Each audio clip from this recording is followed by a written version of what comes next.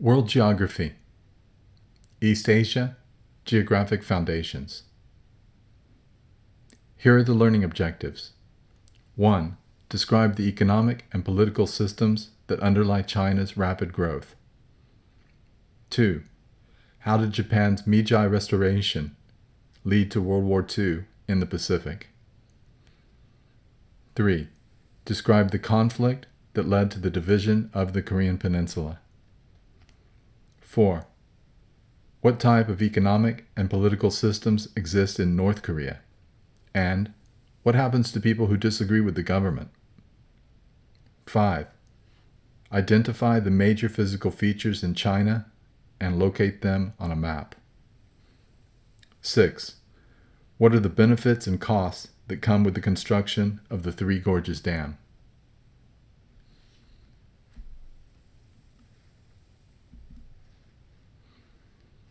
Political maps.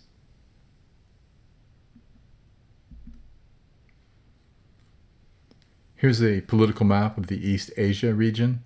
Be able to identify the major countries: Japan, North Korea, South Korea, Mongolia, and China.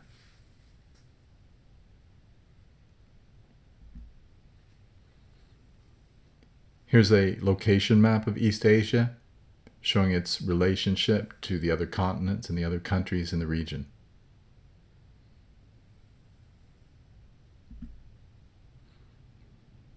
Here's a location map of just China.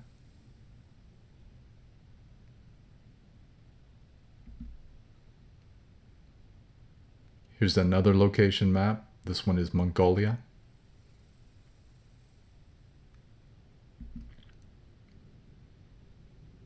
Here's a location map of Japan.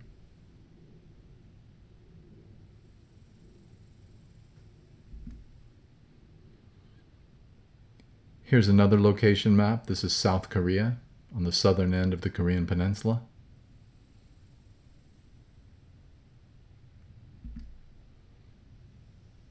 And here you have a location map of North Korea on the northern end of the Korean Peninsula.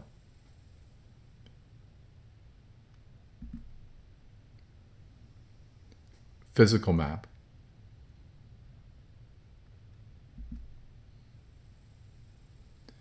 Here's the physical features of East Asia. You should be able to identify at least the main physical features in China. For instance, the Himalaya Mountains, the Kunlun Mountains, the Tian Shan Mountains. Also, you need to be able to find the Plateau of Tibet, or the Tibetan Plateau. And also the Taklamakan Desert and the Gobi Desert are important.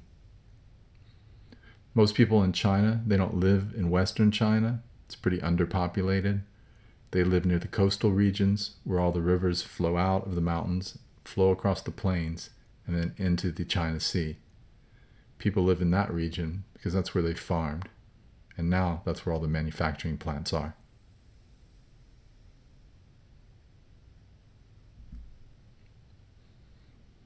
Countries of East Asia, China.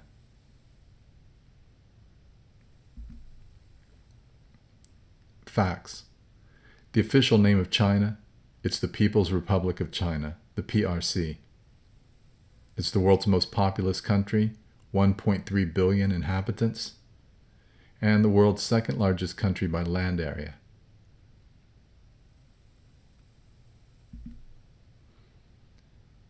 Communists seize power. We're going to just look back to the 1950s in China. Of course, China has a long history. Back in 1949, Mao Zedong, the Chinese Communist Party, they took control of the mainland. It was their revolution. One of the first things that Mao did from the years 1958 to 61 is he came up with this program called the Great Leap Forward. And this was his attempt to rapidly industrialize what was really mostly an agrarian or farming economy. It was a failure. Millions of people died from starvation. Then, not too long after this, from 1966 to 76, Mao launches the Cultural Revolution. This was an attempt to consolidate his power and eliminate his enemies. He had a lot of enemies after the failure of the Great Leap Forward.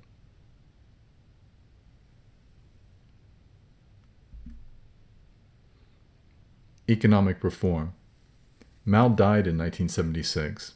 He was replaced by Deng Xiaoping, who became China's paramount leader.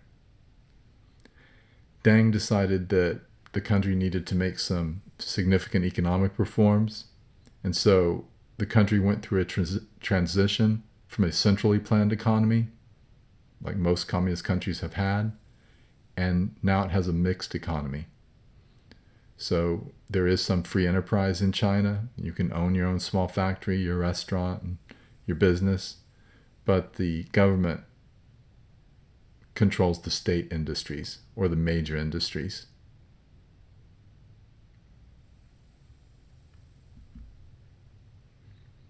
Tiananmen Square. Back in 1989, some students gathered in Beijing's Tiananmen Square.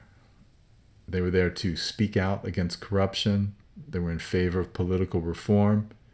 They wanted their democratic rights, freedom of speech. Of course, the Chinese Communist Party didn't really support these demonstrations, and they crushed them using the army, the People's Liberation Army.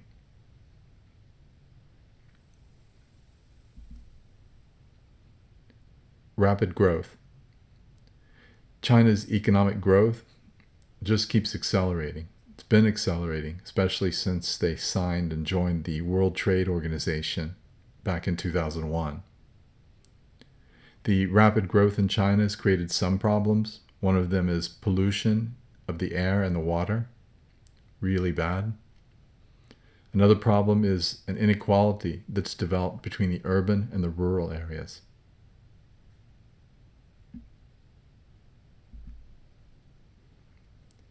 Countries of East Asia, Japan.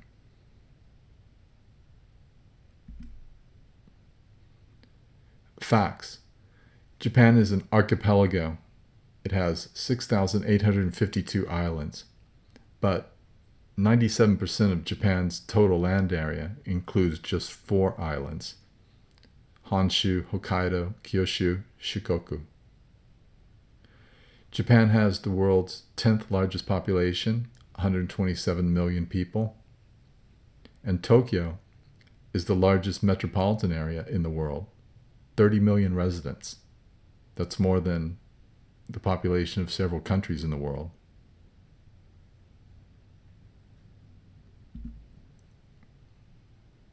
Government. Japan is a constitutional monarchy. The power of the emperor is very limited, especially since World War II. Power is now held by the Prime Minister and the elected members of the Diet. That's what they call their legislature.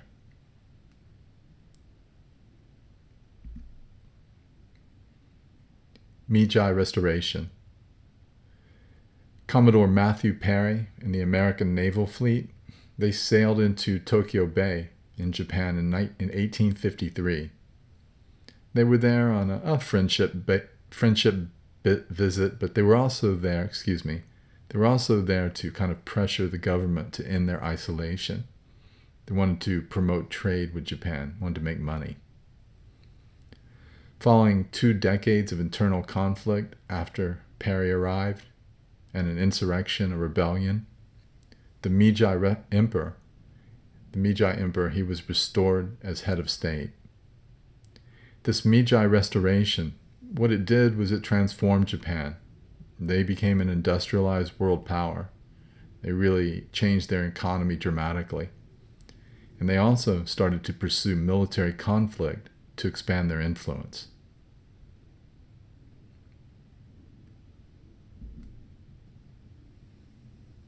Japanese Empire, 1942. This is a map of the area that the Japanese controlled back in 1942 during World War II. A lot of people wonder, well, why did Japan invade Manchuria in China and these Southeast Asian countries? They were there to basically take their resources because Japan doesn't have many natural resources. So if they're going to wage war against the United States, they're going to have to look elsewhere nearby and seize the petroleum, seize the aluminum, the iron ore, all those things that you need for an industrial economy.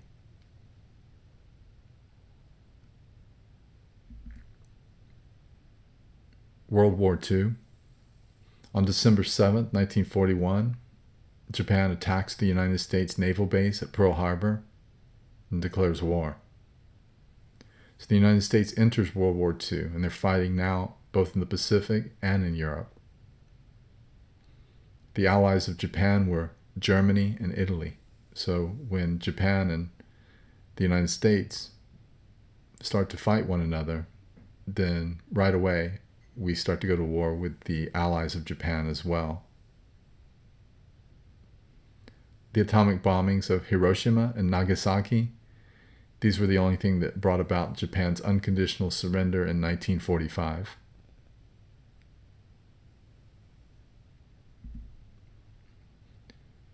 Post-war Japan. Following World War II, Japan adopts a new constitution. The new constitution emphasized liberal democratic practices. And Japan's economy starts rapidly growing as well.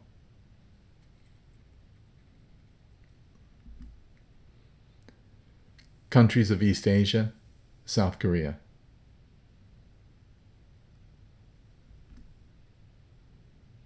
Facts. South Korea, also known as the Republic of Korea, it's located on the southern part of the Korean Peninsula. South Korea has a humid continental and humid subtropical climate subregion. Therefore, in the late summertime, you'll find typhoons may bring strong winds and heavy rains to the region. Typhoon is just another name for cyclone or hurricane.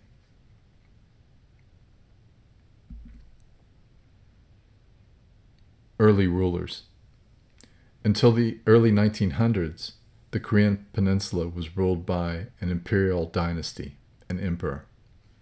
This dynasty had its origins in what the Koreans called the unification of the three kingdoms. The Korean Peninsula was annexed. It was occupied by Imperial Japan in 1910.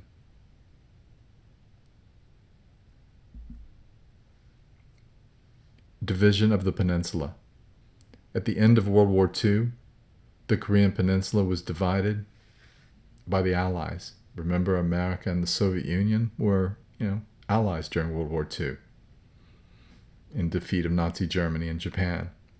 And so the Korean Peninsula, when it was divided, the north was a Soviet zone of occupation, and in the south was an American zone of occupation. An election was held in the American zone in 1948, and this led to the creation of an independent South Korea. And then the Soviets, they set up a rival government in the north.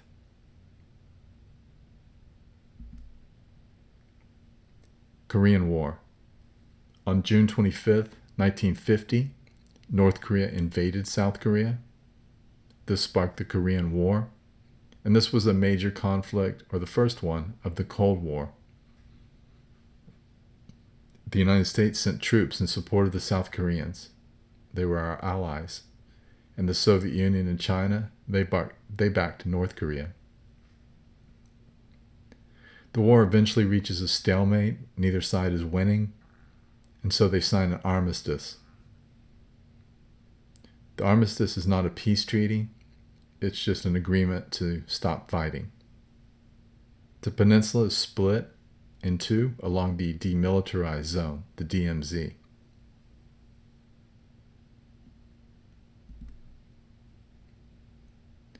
The Korean economy. The South Korean economy, it's export-driven. Companies like Samsung and Hyundai. Lots of major corporations there, focusing on electronics and automobiles, ship manufacturing, machinery, petrochemicals, robotics.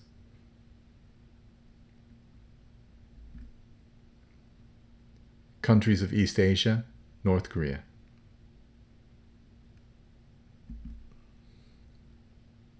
Facts. North Korea, sometimes also called the Democratic People's Republic of Korea, It's located on the northern half of the Korean peninsula. The Yalu River, this forms the northern border with China, and the southern border is that demilitarized zone with South Korea. 80% of North Korea is mountains and uplands, separated by deep and narrow valleys, and the country has a humid continental climate.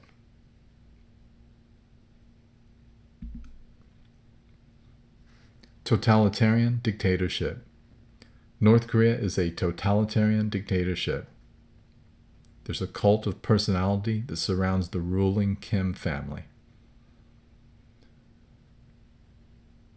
A lot of people think that the members of the Kim family are almost like little gods here on earth, that they can do no wrong.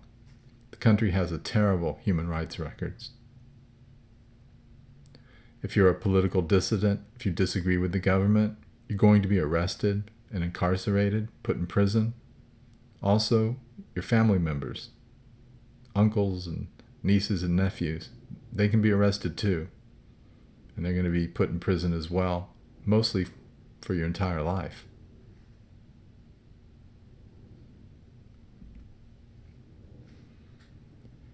Command economy. North Korea has an autarkic, centralized command economy. It's a little bit different. Autarky. It's the quality of being self-sufficient. North Koreans don't believe really that they should trade with other nations. They believe they should produce everything that they consume within their country. They kind of just want to be left alone. In the command economy, we've spoken about this earlier. The production, investment, prices, and incomes, these are all determined by the central government authorities.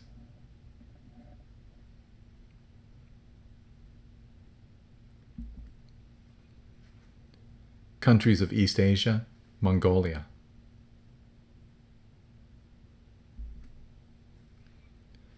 Facts: Mongolia is a landlocked country. It's surrounded by Russia and China. The geography of Mongolia includes the Gobi Desert and steppe or plains. Mongolia is at the center of a region of high atmospheric pressure. This is a little unusual. This high atmospheric pressure means that most days are sunny and bright, and so there's an average of 257 cloudless days a year. So it's kind of a dry region.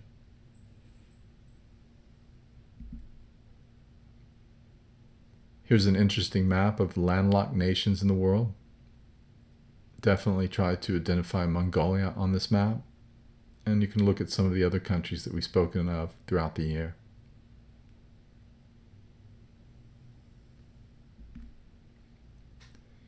History. The area of what is now Mongolia, it's been ruled by lots of different nomadic empires. The one that we're most familiar with is the Mongol Empire.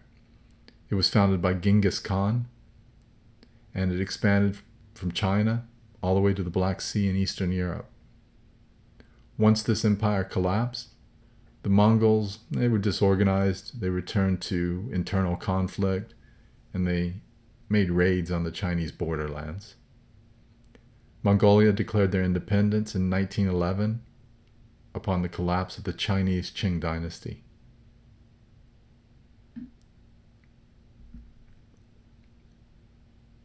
Here's a map of the Mongol Empire in 1294. You can see it's a vast area.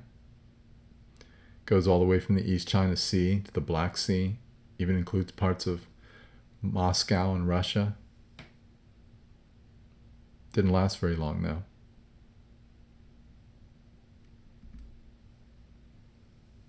Democracy. Mongolia had a democratic revolution in 1990. This has led to a multi-party system of government, a new constitution, and a transition to a market economy.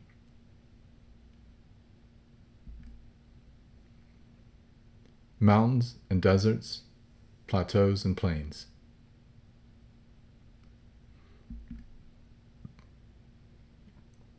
Mountain ranges.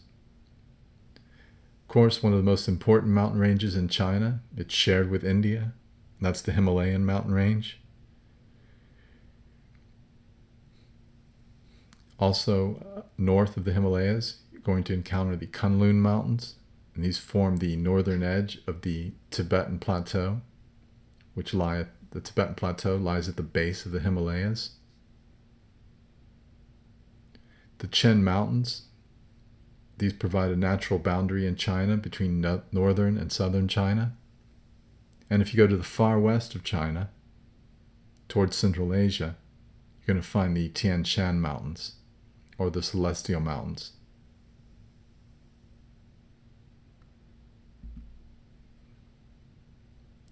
Here's a map showing the mountain ranges in China. Be able to identify the Himalayas, the Kunlun Mountains, the Tian Shan Mountains.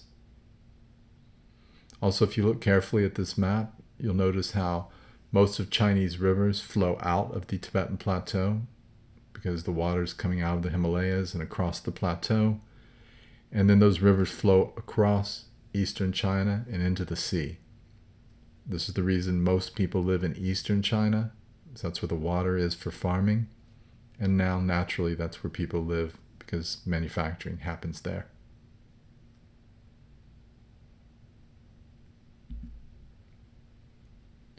Plateaus and deserts. The Tibetan Plateau in southwestern China at the base of the Himalayas. It's the world's highest and largest plateau. Very few people live there. The air is very thin because the plateau is high, difficult to breathe, not very hospitable. At the little bit further north of the Tibetan Plateau, you're going to encounter the Taklamakan Desert, and it's kind of wedged between the Tian Shan Mountains and the Kunlun Mountains. Further north is the Gobi Desert in northwestern China and southern Mongolia. It's a rain shadow desert formed by the presence of the Himalaya range. The Himalayas block any precipitation that might get there from the Indian Ocean.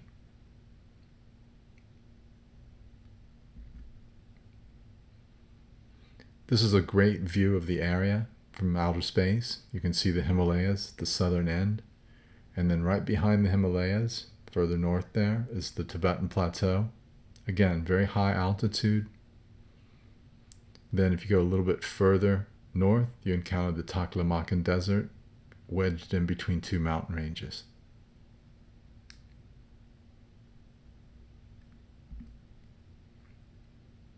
Plains. The Manchurian Plain is located in northeast China, a big farming region. Not many trees or fences there. The North China Plain, it's a large alluvial plain. It's formed by the deposits of the river Huanghe.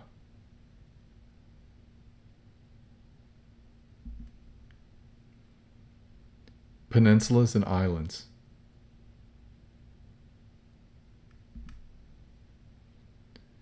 Peninsulas and coastline.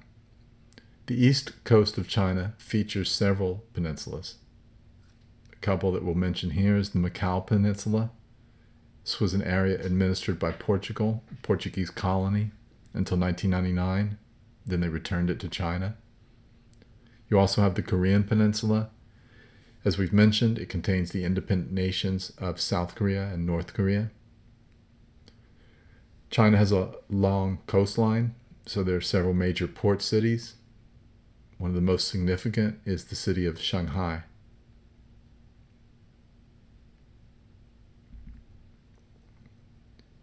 Continental shelf. The continental shelf extends east from China into the ocean. A continental shelf is the submerged undersea border of a continent. It's pretty shallow, not real deep. So there are several islands that are scattered about. One of these islands that we spoke about was Japan.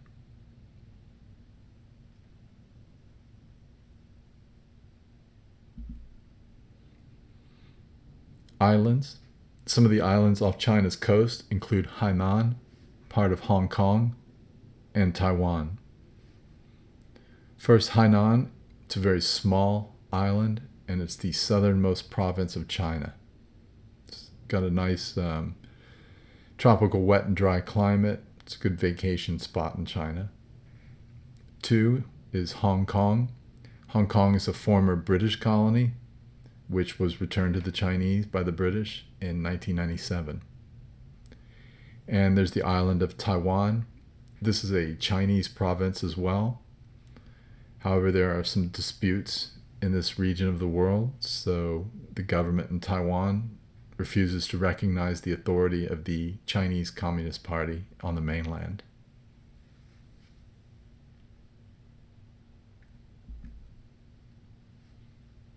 Japan. Japan's an archipelago, few natural resources. So throughout its history, in order to survive, Japan has pursued a couple of policies. One of them is isolationism. Don't bother us, we won't bother you. Didn't always work. There was expansionism. Let's go invade our neighbors and take all their resources. That policy didn't work too well either. Nowadays, the Japanese economy is prospering because the Japanese have made huge investments in education. They've made huge investments in the development of their people or human resources.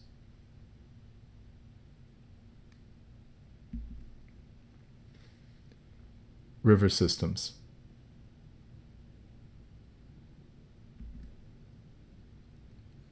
Chinese rivers. The Huanghe, or the Yellow River, is in northern China. It starts in the Kunlun Mountains, and it winds east for 3,000 miles before it empties into the Yellow Sea. The Yangtze River, or the Changjiang, this is the longest river in Asia, and it flows from the Tibetan Plateau to the East China Sea. Third longest river in the world. A couple of other rivers worth mentioning are the Zhejiang, the West River, which joins with the Pearl River, and it forms an estuary between Hong Kong and Macau. An estuary is where the river's current meets the ocean tides. So all kinds of seafood in that region.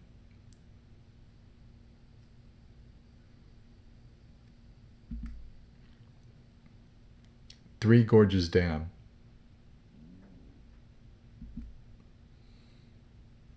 Coal pollution. China is the second largest consumer of energy in the world. Traditionally, to meet its needs, they've used coal.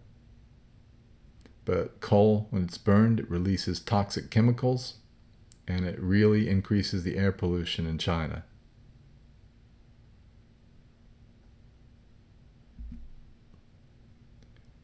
Hydroelectric power. To decrease pollution, one of their answers in China is to look for cleaner sources of energy. One of these cleaner sources is hydroelectric. That's power generated by the water that flows through power plants and dams.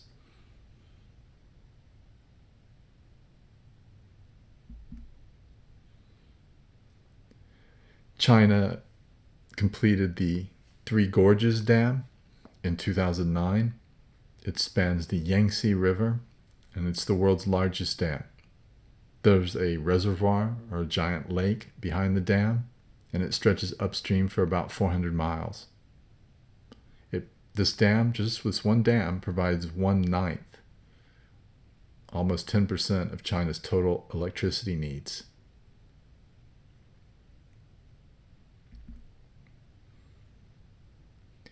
Here's some nice pictures of the Yangtze River Dam, the Three Gorges Dam. On the left-hand side, you can see at the bottom how it looked in, I believe that's 1987, and then how the region looked in 2006. You can see how the reservoir is starting to fill up. You have a picture of the dam itself in the top right-hand corner, and in the bottom right-hand corner, that's the interior of the dam, where you have your turbines that spin and produce the electricity.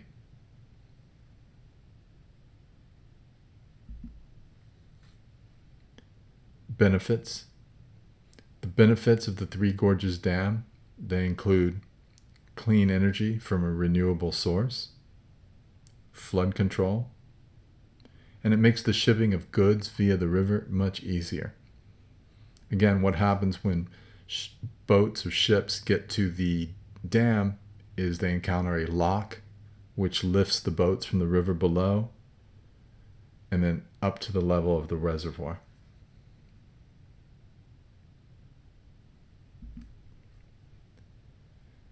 Costs. It's not all benefits. There's some costs to the Three Gorges Dam. One of them is that the reservoir behind the dam, it's submerged a lot of ancient archaeological sites. It also submerged existing cities and thousands of acres of farmland. Another thing that happened is it changed the ecosystem. Some plants and animals, they lost their habitat. Another thing that's a problem is that the dam sits along an earthquake fault, and this could lead to a catastrophic failure of the dam one day, cause massive death and destruction downstream.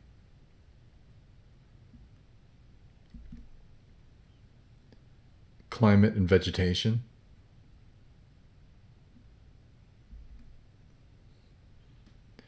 Here's an interesting climate map of East Asia.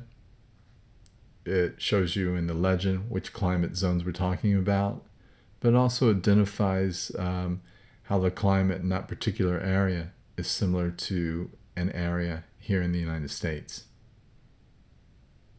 So if you're from Minnesota, where would you have to go in China to feel that same type of climate?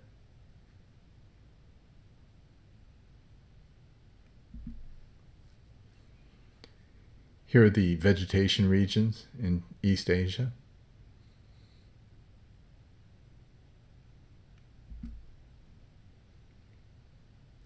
The end. Thank you for your attention.